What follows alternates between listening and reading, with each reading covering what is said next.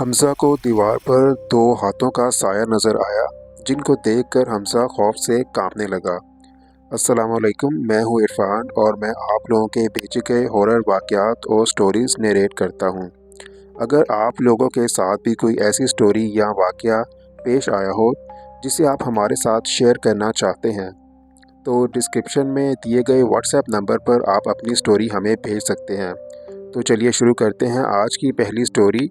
लेकिन उससे पहले एक बार आयतल कुर्सी पढ़कर अपने ऊपर फूंक मार लें, क्योंकि कहा जाता है कि जब ऐसी चीज़ों का जिक्र किया जाता है तो ये चीज़ें अपनी बातें बहुत शौक़ से सुनती हैं।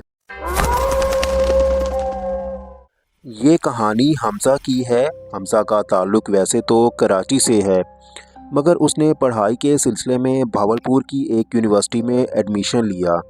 हमज़ा को चूँकि ज़्यादातर अकेले रहने की और रात गए तक देर तक पढ़ने की आदत थी, इसलिए हमज़ा चाहता था कि यूनिवर्सिटी के हॉस्टल में रहने की बजाय बाहर किसी प्राइवेट हॉस्टल में कमरा ले लिया जाए। इत्तेफाक से हमज़ा का एक कज़न अपने काम के सिलसिले में भावलपुर में ही रहता था। हमज़ा ने इस सिलसिले में अपने कज़न से बात की तो उसने कहा कि कोई मसला नहीं, उसे अपने हॉस्टल की बिल्डिंग में कमरा मिल जाएगा। तो हमज़ा अपने कज़न के बताए हुए एड्रेस पर पहुंच गया। जिस जगह ये हॉस्टल था वहाँ पर ज़्यादातर सड़क के दोनों तरफ कुछ दुकानें थीं और कुछ मकान थे। ये मकान ज़्यादातर पुराने बने हुए थे और हॉस्टल की बिल्डिंग भी एक पुरानी इमारत थी, जो कि 5 मंजिला इमारत थी। हमज़ा अंदर गया और रिसेप्शनिस्ट से कहा कि मुझे कमरा चाहिए, क्या इस वक्त कोई कमरा अवेलेबल है? तो रिसेप्शनिस्ट ने रिकॉर्ड देखकर कहा, जी हाँ, कमरा नंबर 47 खाली है। रिसेप्शनिस्ट के इस कहने पर पास ही सफाई करते हुए शख्स ने खौफज़दा सी नज़रों से रिसेप्शनिस्ट की तरफ देखा। हमज़ा ने भी उसका यूं देखना महसूस किया, लेकिन हमज़ा ने इसको नज़रअंदाज कर दिया।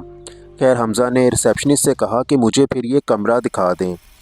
कमरा हमज़ा को बहुत पसंद आया। उसमें ज़रूरत की चंद चीज़ें पहले से मौजूद थीं। हमज़ा ने अपना सारा सामान वहाँ शिफ्ट किया और सुकून से वहाँ रहने लगा। शुरू में कुछ दिन तो बहुत आराम से गुजरे। हमज़ा की प्राइवेसी में कोई भी मुखल ना होता और हमज़ा को यही चीज़ सबसे ज़्यादा पसंद थी, क्योंकि हमज़ा को रात गए तक पढ़ने की आदत भी थी। फिर अचानक एक रात यूँ हुआ कि हमज़ा इशा की नमाज़ पढ़कर पढ़ाई में मसरूफ़ हो गया और पढ़ते पढ़ते जब रात के 1 बज गए तो हमज़ा को अपने कमरे में एक अजीब सा भारीपन महसूस हो रहा था। रात का 1 बज रहा था, कमरे में मुकम्मल खामोशी थी। हमज़ा ने किताब बंद की, लाइट ऑफ की और सोने के लिए लेट गया। जैसे ही हमज़ा ने आंखें बंद की, उसे लगा कि किसी ने उसका नाम पुकारा है। हमज़ा ने फ़ौरन अपनी आंखें खोली और कमरे में इधर उधर देखा, लेकिन कमरे में कोई नहीं था। खैर, हमज़ा जल्द ही नींद की वादी में खो गया। अगली रात भी ऐसा ही हुआ। इशा की नमाज और अपनी पढ़ाई से फारिग होकर जैसे ही हमज़ा सोने के लिए लेटा, तो हमज़ा को महसूस हुआ कि कोई उसके बेड के करीब खड़ा है और हल्के हल्के सांस ले रहा है। हमज़ा ने जल्दी से आंखें खोली और कमरे में इधर उधर देखा। कमरे में दूर तक कोई नहीं था, बल्कि कमरे में पहली वाली खामोशी ही थी। वो दोबारा सोने की कोशिश करने लगा और फिर सो गया। तीसरी रात भी ऐसा ही हुआ।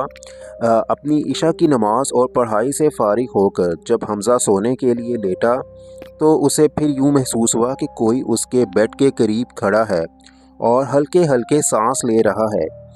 फिर अचानक हमज़ा का बिस्तर हिलने लगा। हमज़ा का दिल तेज़ी से धड़क उठा। उसने हिम्मत करके अपने मोबाइल की टॉर्च ऑन की।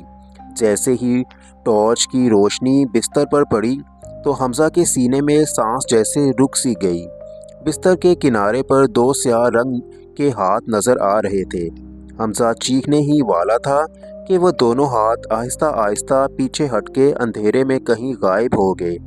हमज़ा खौफ के मारे फ़ौरन कमरे से बाहर भागा और अपने कज़न के कमरे में चला गया।